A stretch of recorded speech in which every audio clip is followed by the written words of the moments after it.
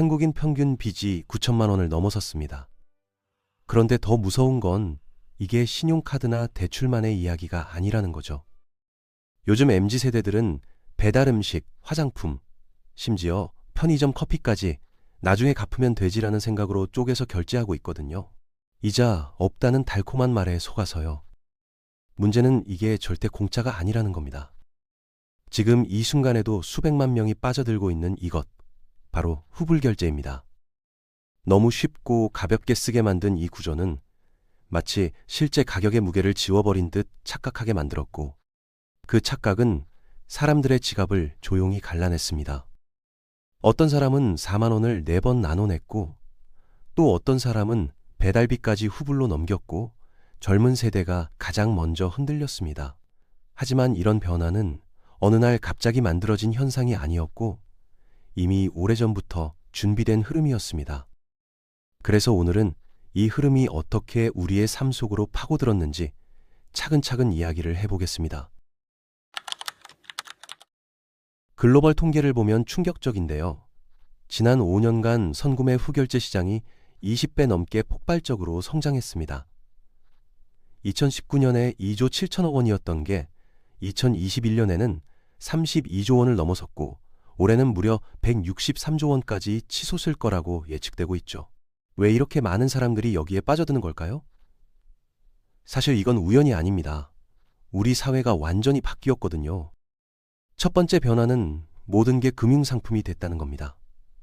예전엔 집이나 차 살 때만 할부를 생각했는데 이제는 5,000원짜리 커피도 4번에 나눠내는 시대가 왔어요.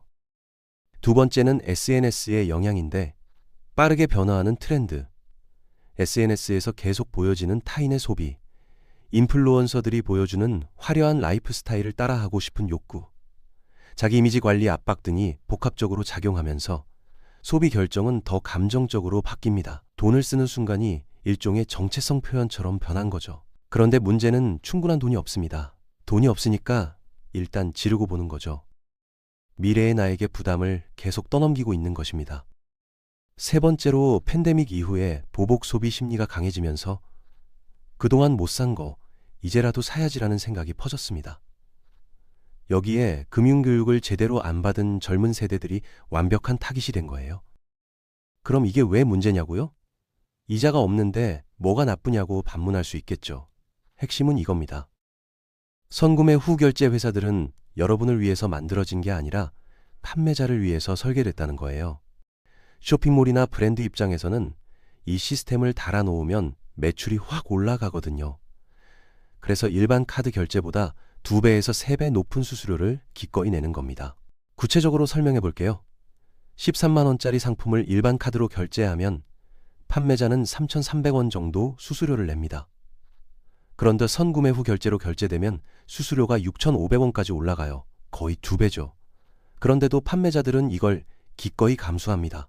왜냐고요? 매출이 그만큼 더 오르니까요. 이 회사들이 돈 버는 방법은 4가지입니다. 첫째는 방금 말한 판매자 수수료, 거래액의 4%에서 6% 정도를 떼어가죠.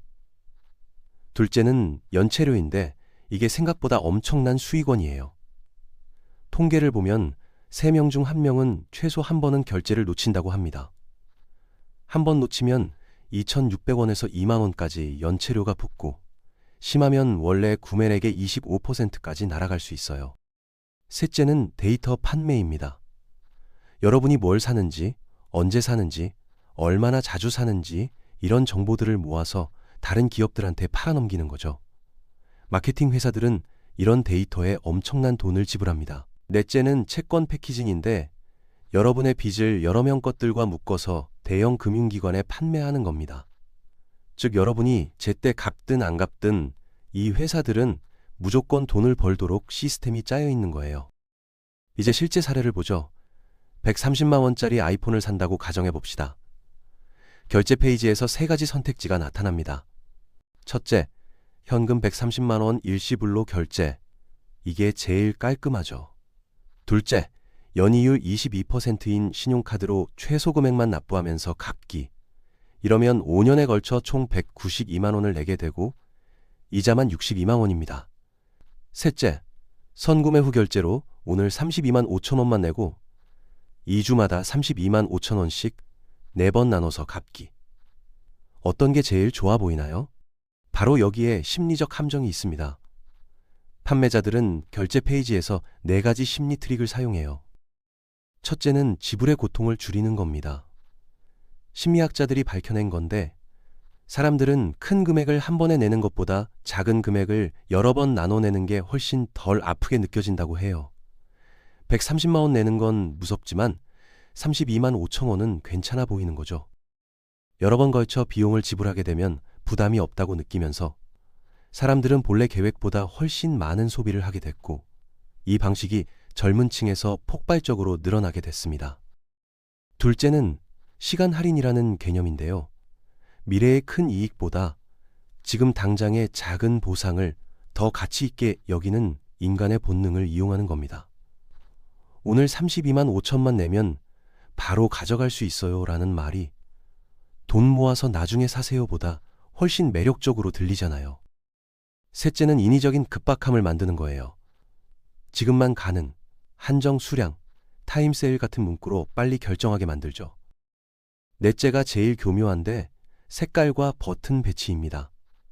한국은 식비와 주거비, 교통비 같은 고정 지출 비중이 높아서 이미 대부분의 월급은 들어오자마자 빠져나가는데 여기에 배달비와 생활용품까지 후불로 돌리기 시작하면 지출 인식이 흐려지고 머릿속 계산은 단순해지면서 지금은 부담 없다라는 생각만 남습니다. 이런 흐름을 파악한 업체들이 결제 화면에 후불 버튼을 큼직하게 넣거나 더 밝은 색으로 강조해두기 시작합니다. 어떤 사이트에서는 이미 선택된 상태로 나타나기도 해요. 이건 우연이 아닙니다. 여러분의 뇌가 이성적으로 판단하기 전에 충동적으로 클릭하게 만들려는 의도적인 디자인이에요. 사실 이 자체가 나쁜 건 아니에요. 금융을 제대로 아는 사람들은 이자 없는 할부를 이용해서 자기 돈을 예금이나 투자에 넣어두고 이자를 벌면서 천천히 갚을 수도 있으니까요. 문제는 대부분의 사람들이 그런 금융 지식이 없다는 겁니다. 그냥 당장 내야 하는 금액만 보고 클릭해버리는 거죠. 그래서 결국 어떤 일이 벌어지냐면요. 한 번 누르면 다음 결제도 후보를 추천하는 구조가 만들어지고 플랫폼은 사용자가 어떤 시간대에 어떤 품목을 살 때 후보를 가장 잘 누르는지도 파악하기 시작합니다. 이런 정보가 결국 소비 패턴을 예측하고 자극하는 데 쓰였고 이때부터 사람들은 자신이 자발적으로 소비하는 게 아니라 설계된 결제 흐름 안에서 반응하고 있었다고 볼 수 있어요. 더 무서운 건 금액이 작을수록 후불 비중이 올라간다는 현실인데 아주 작은 소비는 뇌가 부담 없음으로 처리하면서 실제 지출 총액을 훨씬 크게 만들어버립니다. 식료품도 이걸로 사고 생활용품도 이걸로 사고 심지어 배달 음식까지 이걸로 주문하기 시작합니다. 최근에는 배달 앱에도 선구매 후결제가 붙어서 2만 원짜리 치킨을 5천 원씩 4번 나눌 수 있게 됐어요. 치킨을 할부로 산다는 게 말이 됩니까? 문제는 치킨 할부로 사는 사람이 다른 것도 전부 할부로 산다는 겁니다. 이렇게 시작되는 게 바로 대출 쌓기예요. 선구매 후 결제는 승인이 너무 쉽기 때문에 자기가 얼마나 빚을 지고 있는지조차 모르는 사람들이 많습니다. 그래서 월말에 통장을 열었을 때 수십 건의 자동이체가 줄줄이 쌓여 있다는 걸 확인하게 되는 거죠. 내가 뭐 큰 걸 산 적이 없는데 왜 돈이 없지라고 말하지만 사실은 잘게 조각난 지출이 쌓여 거대한 총액이 됐고 이것이 후불결제 확산의 핵심 메커니즘입니다. 더 무서운 건 이용자 구성입니다. 선구매 후결제 이용자의 69%는 이미 신용카드 빚이 있는 사람들이고 28%는 18세에서 24세 사이의 젊은 층이에요. 이 나이대 사람들 대부분은 신용카드가 어떻게 작동하는지도 제대로 모릅니다. 그런데 갑자기 무한정으로 물건을 살 수 있는 마법의 버튼이 생긴 거예요. 나중에 갚아야 한다는 건 생각도 안 하고요. 특히 한 사람의 후불 결제가 네이버, 토스, 카카오, 쿠팡, 삼성페이 등으로 흩어져서 관리되기 때문에 본인이 총 얼마를 빚졌는지 파악하기 매우 어려운 구조라는 것이 상황을 더욱 심각하게 만듭니다. 후불 결제 구조가 커지는 동안 규제는 거의 따라가지 못했고, 후불 결제가 신용조회에 반영되지 않는 상황이 늘어나면서 사람들은 이건 빚이 아니다라고 믿기 시작했어요. 실제로는 연체가 발생하면 수수료가 부과되고 장기적으로는 신용에 영향을 줄 가능성도 커지는 흐름이죠. 후불이 전적으로 해악이냐 하면 또 그건 아닙니다. 단기적으로 큰 지출을 조절할 때는 분명 도움이 되는 구조고, 예기치 않은 상황에서 급하게 현금 흐름을 맞춰야 할 때도 활용할 수 있습니다. 이 시스템을 제대로 활용할 줄 아는 사람들도 있죠. 하지만 대부분은 이용당하고 있을 뿐입니다. 인간은 원래 미래의 지출을 낮게 평가하는 성향을 갖고 있는데, 후불 결제는 이 성향을 극대화해서 바로 자극하거든요. 그럼 우리는 어떻게 해야 할까요? 선구매 후결제를 완전히 피해야 할까요? 아니면 쓸만한 상황도 있을까요? 제가 드릴 수 있는 가장 중요한 조언은 이겁니다. 지금 당장 통장에 없는 돈은 절대 쓰지 마세요. 신용카드든 선구매 후결제든 마찬가지예요. 현금이 없으면 사지 마세요. 이게 빚더미에서 벗어나는 가장 확실한 방법입니다.